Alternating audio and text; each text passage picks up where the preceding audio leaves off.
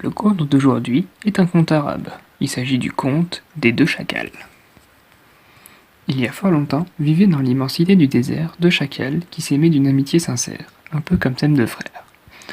Ils s'entraidaient et chacun pouvait compter sur l'autre en cas de coup dur. Ils partageaient les mêmes peines, mais aussi les mêmes joies. Ils ne frayaient avec aucun autre animal, préférant passer tout leur temps ensemble. Ensemble, ils cherchaient leur nourriture, ensemble, ils buvaient et mangeaient, ensemble, ils se rafraîchissaient à l'ombre des mêmes rares arbres du désert, lorsque le soleil les tourmentait de ses ardents trop ardents. Or, un jour, alors qu'ils étaient à la recherche de nourriture, l'un à côté de l'autre, sur un terrain aride et brûlé de soleil, ils virent, surgissant devant eux, un lion affamé qui était lui aussi à la recherche d'une proie. Plutôt que de fuir, les deux amis s'immobilisèrent et firent face à l'ennemi avec opiniâtreté. Le lion, fort surpris, ne put s'empêcher de leur demander « Eh bien, pourriez-vous m'expliquer par quel prodige vous ne vous êtes pas enfui à mon approche? Êtes-vous inconscient? Ne voyez-vous pas que je suis affamé et à la recherche de nourriture ?»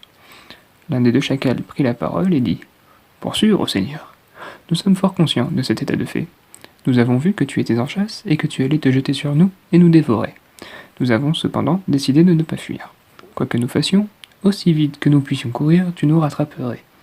Nous avons donc décidé de ne pas fuir. Nous préférons que tu ne sois pas épuisé au moment où tu te décideras de nous dévorer. Nous préférons mourir rapidement et non souffrir par une mort lente. » Le lion, qui avait écouté avec attention les paroles du chacal, lui dit « Le roi des animaux n'est pas en colère d'entendre des paroles sincères. Il sait reconnaître le courage et l'audace de ses sujets. Il se doit d'être grand et généreux envers ses sujets sans défense. » Sur ce, le roi du désert disparut, et depuis ce jour, il accorda la paix aux deux chacals. J'avoue que j'aime bien ce conte. Peut-être par le fait qu'en quelques lignes seulement, quelques mots, il arrive à nous illustrer la relation qui existe entre les deux chacals, leur fraternité, leur solidarité, qui semble d'office à toute épreuve. Malgré qu'on ne les connaisse pas, on sait déjà qu'ils ont un lien très très fort qui les unit. On comprend tout de suite que le cadre dans lequel ils vivent, un désert aride, est loin d'être simple et que la nourriture se fait rare. On comprend la difficulté de la tâche de trouver de la nourriture, de se substanter. On comprend à la fois également leur désarroi lorsque le lion surgit devant eux. Et avec quel courage ils font face à cette situation, tout en décidant finalement de ne pas fuir et lui tenir tête en quelque sorte.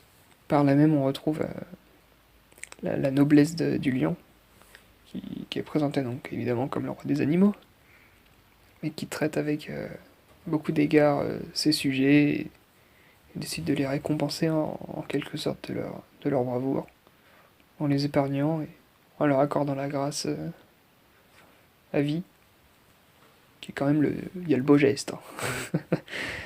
C'est assez intéressant, j'avoue que lorsque je l'ai découvert, je l'ai trouvé frais ce conte.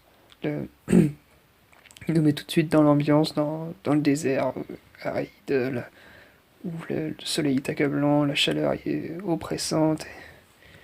Et malgré tout, on s'y sent bien par la présence de ces deux chacals qui s'entendent comme deux frères et finalement font tout ensemble. J'espère que ce conte vous aura plu et on se retrouve bientôt pour un nouveau. Ciao tout.